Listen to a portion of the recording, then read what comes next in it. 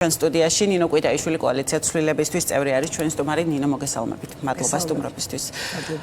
ხო მოვისმინეთ ახალი ბრალის შესახებ ხო ალექსი ახვლედიანს. ზოგადად რო შევაფასოთ ეს ვითარება არ ვიცი რა ქვია ამას რამდენად რეალურია თქვენთვის ის ვერსიები რაც ვრცელდება თორნიკე ჟვაძესთან დაკავშირებით საერთოდ რა პროცესი მიმდინარეობს ქართული ოცნების შიგ. სამწუხაროდ ჩვენ დღეს ცხოვრობთ სახელმწიფოში, რომელსაც სახელმწიფო ინსტიტუციები არ გააჩნია, სადაც დღეს ალბათ არის ყველაზე დიდი ქაოსი 90-იანი წლების შემდგომ, სადაც კრიმინალს აქვს ფრთა შესხმული, სადაც ყოველფეხის ნაბიჯზე რიგით მოქალაქეს, მათ შორის არასრულწლოვნებს ემუქრებათ საფრთხე და ჩვენ დღეს ვიხილეთ მაგალითად არასრულწლოვნის მიმართ განხორციელებული ძალიან ძიმე დანაშაულის გამო დაპატიმრებული სხვა არასრულწლოვნები, 9-დან რამდენადაც ვიცი 7 არასრულწლოვანია და ზოგადად რატომ ვიწყებ და ვაკეთებ აქცენტს ბავშვებზე, ბავშვები არიან და მათი ყოფა არის მინი-მოდელი იმ საზოგადოების, რომელშიც ჩვენ ცხოვრობთ. და სწორედ იმისთვის გვაქვს დღეს ბრძოლა ქვეყანაში პროდასავლური ორიენტაციის ადამიანებს, რომ დავასრულოთ ეს განუკითხაობა, ეს ქაოსი, ეს კრიმინალური მოწყობა, ეს რაღაც მაფიოზული კლანური გარჩევების მდგომარეობა და ქვეყანა გადავიყვანოთ აბსოლუტურად განსხვავებულ რელსებზე და ეს არის ის, რასაც ჩვენ ვეძახით ევროკავშირის ღირსეულ წევრობას. ამ შემთხვევაში თითოეული ჩვენგანის ბრძოლას აქვს განსაკუთრებული მნიშვნელობა. თითოეული მოქალაქე იძენს თავის წოდას, როგორიც უნდა იყოს რეალურად სახელმწიფოში, იმიტომ რომ ყველა სახელმწიფო უნდა იყოს ორიენტირებული მოქალაქეობაზე და მოქალაქისთვის ნომერ პირველი ამოცანა არის მისი და მისი ოჯახის უსაფრთხოება. სწორედ ამ ოჯახების უსაფრთხოებისთვის და მომავალი პერსპექტივისთვის გვაქვს ის ბრძოლა, რომელშიც მეც თქვენც ვართ. ეს ბრძოლა გრძელდება პროტესტის ფორმით, ხომ? და კაფე ოპოზიციით ადგილობრივი თვითმმართველობის არჩევნების წინააღმდეგ. თქვენ ფაქტობრივად რეკორდსმენები ხართ ლიდერების ციხეში ყოფნით, ხო? დღეს დააჯარიმეს ელენე ხოშტარიაც, რასაც არ აღიარებს ის. ხო, ნახავთ ხო ლიდერების წინააღმდეგ ამ კამპანიას, ოპოზიციონერი ლიდერების წინააღმდეგ, რაც ძალიან ბევრ ანგარიშში ხდება EUTHOS განცხადებაშიც არის ეს ნახსენები და გაკრიტიკებული. ასევე ევროპარლამენტის განცხადებაში, რომელსაც ხვალ უყრიან კენჭს, ხო? თქვენ კი ვიცით პოზიცია თქვენი ლიდერების, მათ შორის ციხეში მყოფი ლიდერების ამ ადგილობრივი თვითმმართველობის არჩევნებთან დაკავშირებით, მაგრამ თუ გქონდათ დამატებითი კომუნიკაცია რაღაც სხვა მოსაზრებები თუ არის ცნობილი იმასთან დაკავშირებით, თუნდაც რომ ყაველაშვილმა თუ გამოაცხადა ეს შეწყალების აქტი, ამ შემთხვევაში რა ხდება? აი კონკრეტული ნაბიჯები, რა პასუხი იქნება მისთვის? ახეთ იმ ვითარებაში, რომელშიც დღეს ჩვენი ლიდერები იმყოფებიან სხვა პოლიტპატიმრებთან ერთად, მათ იგივე აქვთ სათქმელი, რაც აქამდე ჰქონდათ, ის რომ თანამშრომლობის ყველა ტიპის რაიმე ნაბიჯი არის ჩვენგან გამორიცხული, როგორც პარტიისგან, ისე ბუნებრივია კოალიციისგან, ისე ბუნებრივია ლიდერებისგან და არ თანამშრომლობა არის ის ძირითადი ხაზი, რომელიც ჩვენ იმ 26 ოქტომბრის არჩევნების შემდგომ გვაქვს და ამ არ თანამშრომლობის ნაწილში მუდმივად ჩვენი კოალიცია იყო და ამას უბრალოდ ფაქტები მოწმობს თანმიმდევრული და მტკიცე და ჯიუტი თავის გადაწყვეტილებაში. სწორედ ამიტომ არიან დღეს ჩვენი ლიდერები იქ, სადაც არიან საპყრობილეში და სწორედ ამიტომ არის რომ ჩვენ ყველაფერს ვცდილობთ რომ საერთო საქმეში ჩვენი სერიოზული წვლილი შეიტანოს. ჩვენი საერთო საქმე, ჩემიც, თქვენს და ყველა იმ ადამიანის, რომელსაც ამ ქვეყნისთვის უნდა ღირსეული მომავალი, ახლა უკვე გადის მაგალითად 19 ივლისის აქციაზე, როცა 19 ივლისს 19 საათზე შევიკრიბებით თესეულსთან. აი კრიტიკა იყო იმ პარტიების წარმომადგენლის მხრიდან, ვინც აპირებს ადგილობრივ თვითმმართველობის არჩევნებში, რომ ამ ხანგრძლივ პერიოდში გაწერილი გეგმები არ არის ეფექტური.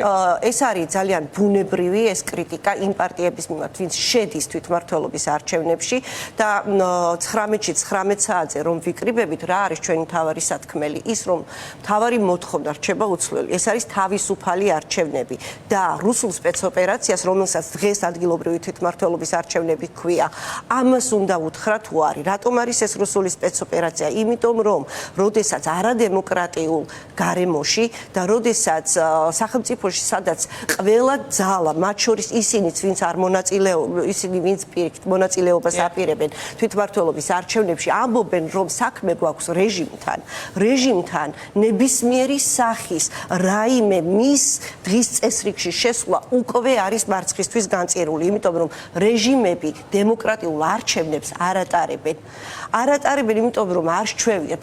რეჟიმები არიან დაფუძნებული ძალმომრეობაზე, არიან დაფუძნებული კრიმინალზე, არიან დაფუძნებული მხოლოდ და მხოლოდ საკუთარი ძალის გაფართოებაზე, მაგრამ ახლა გვაქვს ძალიან კარგი მომენტუმი იმ მხრივ, რომ გვაქვს ძალიან კარგი მხარდაჭერა, რომელიც თქვენ ბრძანეთ ცოტა ხნის წინ, ხომ პროდასავლური პარტნიორებისგან, იქნება ეს რეზოლუციების სახით, იქნება ეს სანქციების სახით, თუ სხვა ზომების სახით, რომელიც არის მოსალოდნელი. აი ამ ფონზე თქვენი კოალიციის მხარდამჭერების 25%-მდე აპირებს ადგილობრივი თვითმმართველობის არჩევნებში რითხსნით ამ მონაცემს და კიდევ ერთი თქვენი კოალიციის სოციალური კვლევისა და ანალიზის ინსტიტუტის კვლევებზე მაქვს ლაპარაკი ერთი თვის წინ ჩატარებულ კვლევაში თქვენი კოალიციის რეიტინგი იყო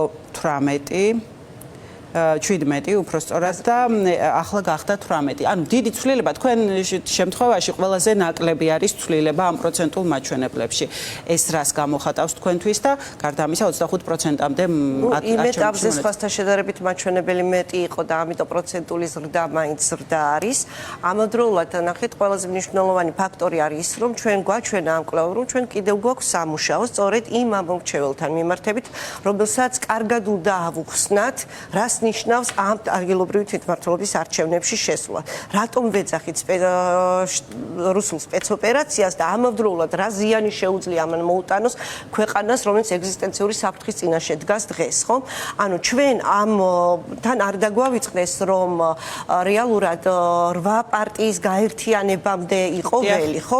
რა თქმა უნდა, იმ ჩვენი ამომრჩევლისთვისაც, რომელიც თუნდაც იმ 25%-ია და სხვისთვისაც აქვს მნიშვნელობა დაინახოს, რომ პროდასავლური ოპოზიცია გარკვეულ გაერთიანებას ახერხებს, მასთან ერთად არის ამ შემთხვევაში თქვენ ნახეთ ალბათ პატიმრების ოჯახების პოზიცია, ხო, უმეტესწილად ცნობილი, ვინც ეს უკვე გააჟღერა, ამავდროულად ცნობილია გარკვეული სამოქალაქო საზოგადოების მხრიდან გარკვეული წარმომადგენლების პოზიცია და ისინიც იზიარებენ აი ამ 8 პარტიის საერთო პოზიციას და სწორედ ამიტომ მივდივართ ისევ 19 ივლისის ამ მნიშვნელოვან აქციამდე. რომ პარალელურად დაელაპარაკოთ მოქალაქეებს, ხო, იმასთან დაკავშირებით, რომ დაარწმუნოთ, რატომ არ ღირს არჩევნებში მონაწილეობა. ეს პროცესი როგორ წარმოგიდგენიათ, ფიზიკურად როგორ წარიმართება ეს პროცესი და რესურსიც რამდენად არის და მზაობა რამდენად არის მოქალაქეების, რომ ამაზე წამოყვნენ, თუნდაც მომხრეები. ყველაზე მნიშვნელოვანი რამ პოლიტიკაში არის ის, რომ პოლიტიკა უნდა აკეთო ხალხისთვის.